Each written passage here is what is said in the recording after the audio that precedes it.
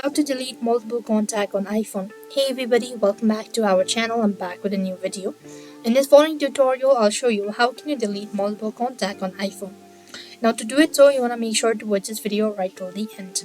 First thing, launch the contact app on your iPhone or open the phone app and tap on the contact button. After which you want to find a group of contacts that you want to delete. So when you locate it, so you want to use two finger, then you want to press and hold the contact in the list, and then you want to drag your finger up or down to highlight adjacent contact as in selected. Like this. Once you've actually done it, so you want to release the finger to finish your selections. If you want to add another contact or contact to selections, you need to repeat it once again, that is using your two finger, press and hold on the contact, and then you could go ahead and long press with one finger on any highlighted contact, then you want to tap on the delete button, just like that.